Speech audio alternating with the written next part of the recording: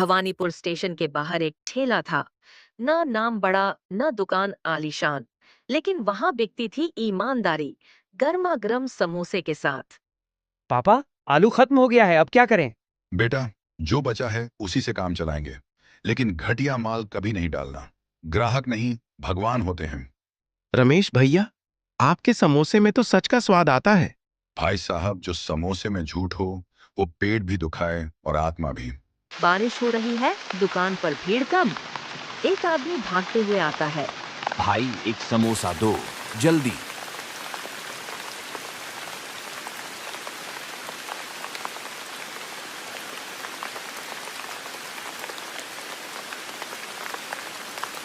आदमी पैसे देता है और जल्दी में भाग जाता है, लेकिन एक थैली गिर जाती है।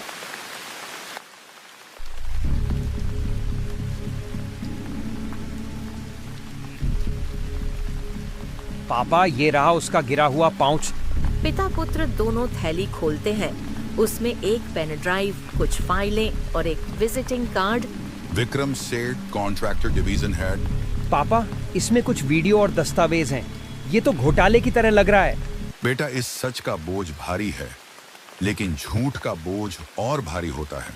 ईमानदारी की परीक्षा। रात को घर पर। पापा, हमें ये सब किसी को नहीं बताना चाहिए, बहुत खतरा है। और अगर चुप रहे तो वो आदमी जो लोगों का हक खा रहे हैं वो बच जाएंगे। अगले दिन दुकान पर दो गुंडे आते हैं। जो चीज गिरी थी वापस कर दे, नहीं तो समोसे नहीं, हड्डियां टूटेंगी। रमेश शांत होकर। हम समोसे बेचते हैं, डर नहीं। गुंडे गुस्से में चले जाते हैं। रात को खिड़की से एक ईंट फेंकी जाती है। उस पर लिखा होता है, बहुत ईमानदारी दिखाएगा तो जिंदा नहीं बचेगा। रमेश थैली लेकर पुलिस स्टेशन पहुंचता है। यादव जी, कुछ दिखाना है। ये सामान उस आदमी का है जो मेरी दुकान पर आया था। यादव वीडियो और फाइलें देखता है। राम राम, ये तो पूरा घोटाले का पुलिंदा है। विक्रम सेठ बहुत बड़ा आदमी है, लेकिन सबूत पक्के हैं। मैं आपके साथ हूँ। रमेश, राहुल, यादव तीनों मिलकर सबूत की कॉपियां बनवाते हैं और मीडिया एसीबी को भेजते हैं। कुछ दिनों में न्यूज चैनल्स पर ब्रेकिंग न्यूज। भवानीपुर के एक समोसे वाले ने खोली भ्रष्टाचार की पोल। लेकिन विक्रम सेठ चुप नहीं बैठता। दुकान तुड़वा दी जाती है। राहुल पर हमला होता है। रमेश का नाम डर की तरह फैलता है। राहुल आंसू भरी आंखों से। पापा, हमें ये नहीं करना चाहिए था।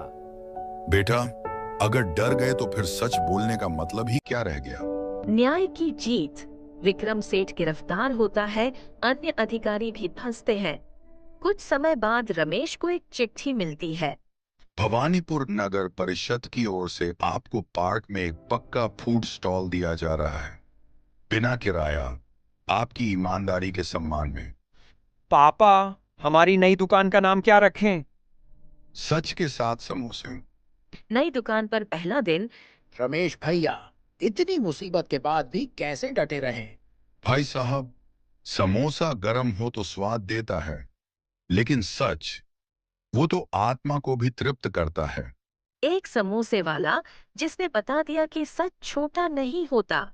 जब तक ईमानदारी जिंदा है, तब तक उम्मीद भी जिंदा है।